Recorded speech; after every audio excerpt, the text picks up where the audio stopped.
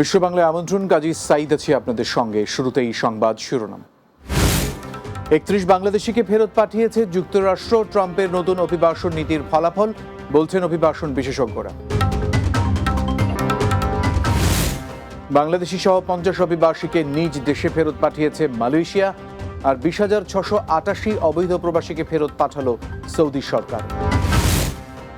এবং দক্ষিণ আফ্রিকার বিমানবন্দরে 47 বাংলাদেশি সহ শতাধিক যাত্রী আটক, অপরাধের কারণ জানা যায়নি এখনো।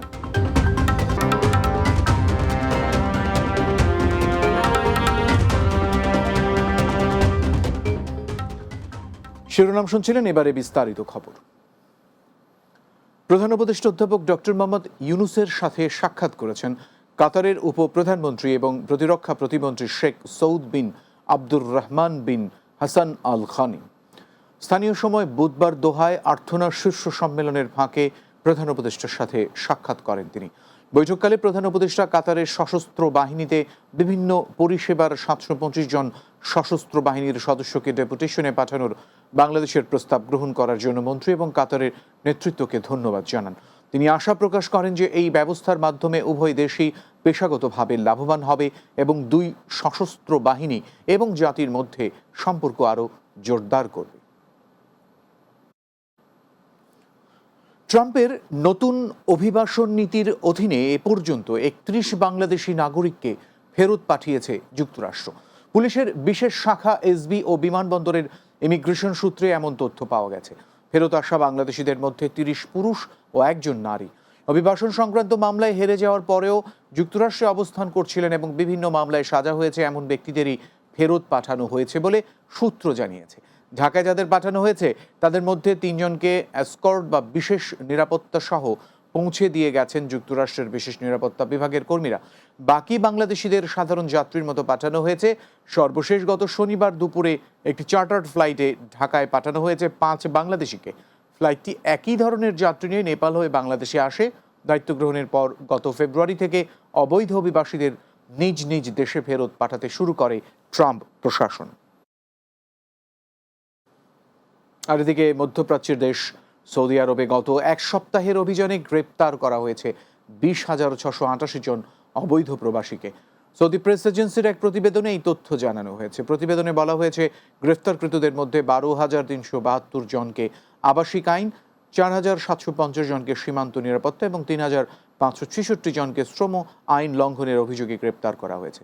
এছাড়া সৌদিতে অবৈধভাবে প্রবেশের দায়ে 1,264 জনকে আটক করা হয়েছে, যাদের মধ্যে 61% ইথিওপিয়ান, 36% ইয়েমেনি এবং 3% অন্যান্য দেশের নাগরিক। প্রতিবেদনে আরও বলা হয়েছে, 93 জনকে সৌদি আরব থেকে পালিয়ে যাওয়ার চেষ্টা করার সময় এবং 27 জনকে অবৈধ পরিবহন ও আশ্রয় দেওয়ার অভিযোগে আটক করা হয়েছে। সৌদি স্বরাষ্ট্র মন্ত্রণালয় জানিয়েছে, কোনো ব্যক্তি যদি অবৈধ অভিবাসীদের প্রবেশ, আশ্রয় বা পরিবহনে সহায়তা করে তাহলে তার বিরুদ্ধে কঠোর ব্যবস্থা নেওয়া হবে। এই অপরাধে সর্বোচ্চ 15 বছরের কারাদণ্ড, 10 লাখ সৌদি রিয়াল জরিমানা এবং সম্পত্তি ও যানবাহন জব্দের বিধান রয়েছে। বিভিন্ন অপরাধে সাজা শেষে 50 অভিবাসীকে নিজ নিজ দেশে ফেরত পাঠিয়েছে মালয়েশিয়া। এর মধ্যে বাংলাদেশের 22 জন, ভিয়েতনামের 9 জন, ইন্দোনেশিয়ার 9 জন, পাকিস্তানের 6 জন এবং 2 জন ভারতীয় ও 2 জন চীনের নাগরিক রয়েছেন। সোমবার মালয়েশিয়ার জোহর বারু রাজ্যের ইমিগ্রেশন কর্তৃপক্ষ এক বিবৃতিতে এই তথ্য জানিয়েছে। তারা বলছেন, 50 বিদেশি নাগরিকের সাজা শেষ হওয়ার ইমিগ্রেশন আইন অনুযায়ী KLI 1-2 ও সেনাই আন্তর্জাতিক বিমানবন্দর দিয়ে নিজ দেশে পাঠানো হয়েছে। ইমিগ্রেশন রেগুলেশনসের বিভিন্ন অপরাধে কারাভোগ শেষে দেশটির আইন অনুযায়ী তাদের কালো তালিকাভুক্ত করে ফেরত পাঠানো হয়েছে। দক্ষিণ আফ্রিকার বিমানবন্দরে 47 বাংলাদেশি সহ শতাধিক যাত্রীকে আটক করেছে দেশটির আইন শৃঙ্খলা বাহিনী। দেশটির ইমিগ্রেশন থেকে জানানো হয়েছে, থাম্বো বিমানবন্দরে বিভিন্ন ফ্লাইটে প্রায় 47 জন বাংলাদেশি নাগরিক ও অন্যান্য দেশের অর্ধশত যাত্রী সহ মোট শতাধিক যাত্রী আটক হয়েছেন। বিমানবন্দরে ইমিগ্রেশন হয়ে ব্যাগেজ কালেকশন করার পরেও অনেকেই আটক হয়েছে। এসব যাত্রীদের কী অপরাধে আটক করা হয়েছে তা এখনও সুনির্দিষ্টভাবে বলা হয়নি। সবাইকে এয়ারপোর্ট কর্তৃপক্ষ আটকে রেখেছে। তাদেরকে নিজ নিজ দেশে ফেরত পাঠিয়ে দেওয়া হবে বলে ধারণা করছে বিভিন্ন অভিবাসন সংস্থা।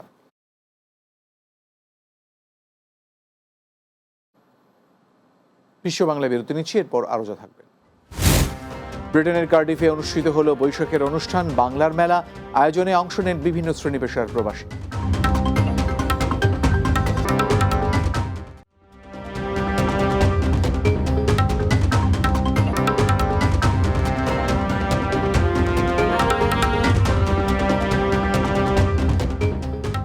বিরতির পর বিশ্ব বাংলায় আরও একবার স্বাগত। ব্রিটেনের ওয়েলসের কার্ডিফে ব্যাপক উৎসাহ উদ্দীপনা ও উৎসবমুখর পরিবেশে অনুষ্ঠিত হয়ে গেল বাঙালির প্রাণের উৎসব বাংলার মেলা। ইউকেবিডি টিভির চেয়ারম্যান ও ওয়েলস বাংলা নিউজের সম্পাদক সাংবাদিক মোহাম্মদ মকিস মনসুরের সভাপতিত্বে এই আয়োজন করা হয়। বিশিষ্ট সাংবাদিক রাকিব খান ও যুব সংগঠক ইমরান উদ্দিন এর পরিচালনায় মেলার উদ্বোধন করেন লন্ডন বাংলা প্রেস ক্লাবের ভাইস প্রেসিডেন্ট বিশিষ্ট সাংবাদিক ও লেখক সাইম চৌধুরী। বিশেষ অতিথি হিসেবে উপস্থিত ছিলেন কার্ডিফ কান্ট্রি কাউন্সিলের সাবেক lord mayor councillor doctor Bablin Mallik, সাবেক deputy lord mayor councillor Ali Ahmed, মুক্তিযোদ্ধা আব্দুল হান্নান, বিকিটির ডিরেক্টর নাজমুল হুসাইন, যুব সংগঠক সেলিম আহমদ, সামিউল ইসলাম, আবুল কালাম মুমিন, ইউসুফ খান জিমি, মুজিবুর রহমান মুজিব, ইব্রাহিম শোভন, সাব্বির হোসেন, বদরুল হক মনসুর, মাহবুবুর রহমান ও কামাল আহমদ। লেবাননে যুদ্ধ পরবর্তী সময়ে বাংলাদেশিদের মনোবল দৃঢ় করতে পুনরায় আয়োজন করা হয়েছে ক্রিকেট টুর্নামেন্ট। লেবানন থেকে বাবু শাহ জানিয়েছেন, দেশটির আদবাইয়া মাঠে প্রবাসী বাংলাদেশিদের 8টি দল নিয়ে বর্ণাঢ্য আয়োজনের যাত্রা শুরু করেছে আবদুল্লাহ ক্রিকেট টুর্নামেন্ট সিজন 2। আয়োজক কমিটির প্রতিষ্ঠাতা শফিকুর রহমান ও সাইদুর রহমানের উদ্যোগে আয়োজিত টুর্নামেন্টে অংশ নিতে পেরে খুশি বাংলাদেশি ক্রিকেট প্রেমীরা। উদ্বোধনী খেলায় আনন্দ ভয়েস ক্লাব 37 রানে এসবেল স্পোর্টিং ক্লাবকে পরাজিত করে।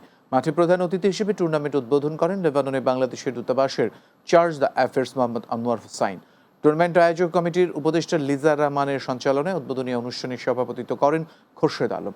সার্বিক সহযোগিতায় ছিলেন রাসেল ভুঁইয়া, এমদাদুল হক হিমেল, সৌরাফ হোসেন, মোহাম্মদ সোহেল, শফিকুল ইসলাম মাসুম। অনেকদিন যাবৎ লেবাননের যুদ্ধ পরিস্থিতির কারণে কোনো বিনোদন হয়নি বলে চলে লেবাননে। তার সুবাদে আমরা কিন্তু এই টুর্নামেন্ট আবদুল্লাহ ক্রিকেট টুর্নামেন্ট আয়োজন করি। যুবকদেরকে খেলাধুলায় অংশগ্রহণ করানোর বিষয়ে যে আবদুল্লাহ ক্রিকেট টুর্নামেন্ট আয়োজিত হচ্ছে, আয়োজক কমিটিকে ধন্যবাদ জানাই। বিদেশের মাটিতে সুস্থ বিনোদন খেলাধুলা অবশ্যই যুবকদেরকে উৎসাহিত করে। আমি আয়োজক কমিটিকে এই ধরনের উদ্যোগের সাথে দূতাবাসের পক্ষ থেকে সহযোগিতা প্রদানের আশ্বাস প্রদান করছি।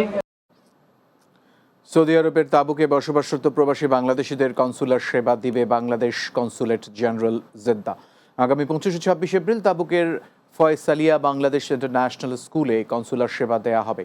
25 এপ্রিল শুক্রবার ও 26 এপ্রিল শনিবার সকাল 9টা থেকে বিকেল 5টা পর্যন্ত এই সেবা দেওয়া হবে।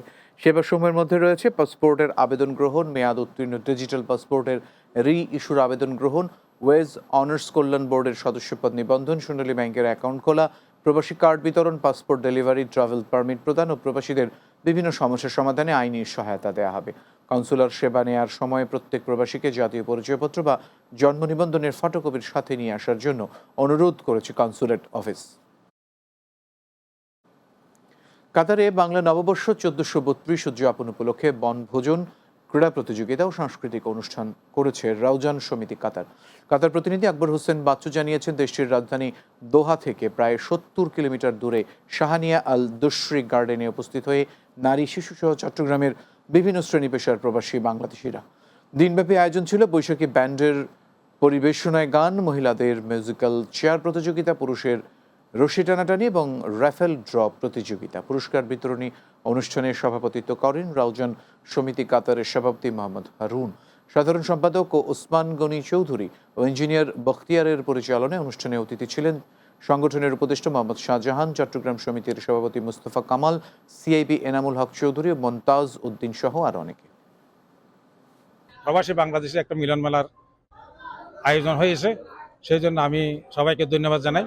সবাই এসে যে সহযোগিতা করেছে, আমাদের সবাইকে সুন্দর মহামণ্ডিত করে, সেই জন্য আমি রাউজান সমিতির আজকের এই প্রোগ্রাম পয়লা বৈশাখী প্রোগ্রাম উপলক্ষে আমরা এখানে আসতে পেরে রাউজান সমিতিকে ধন্যবাদ জানাই। আগামীতে আরো সুন্দর আরো অনুষ্ঠান ইনশাআল্লাহ গজ্জিম বলি প্রত্যয় আরো লইয়েরে আসাম দিকে এগিয়ে যায়। বিশ্ব বাংলা শেষ করব, তার আগে এক নজরে সবগুলো শিরোনাম জানাবো। 31 বাংলাদেশিকে ফেরত পাঠিয়েছে যুক্তরাষ্ট্র। ট্রাম্পের নতুন অভিবাসন নীতির ফলাফল, বলছেন অভিবাসন বিশেষজ্ঞরা। বাংলাদেশি সহ 50 অভিবাসীকে নিজ দেশে ফেরত পাঠিয়েছে মালয়েশিয়া, আর 20,688 অবৈধ প্রবাসীকে ফেরত পাঠালো সৌদি সরকার। দক্ষিণ আফ্রিকার বিমানবন্দরে 47 বাংলাদেশি সহ শতাধিক যাত্রী আটক, অপরাধের কারণ জানা যায়নি এখনো। এবং ব্রিটেনের কার্ডিফে অনুষ্ঠিত হলো বৈশাখের অনুষ্ঠান বাংলার মেলা, আয়োজনে অংশ নেন বিভিন্ন শ্রেণী পেশার প্রবাসী।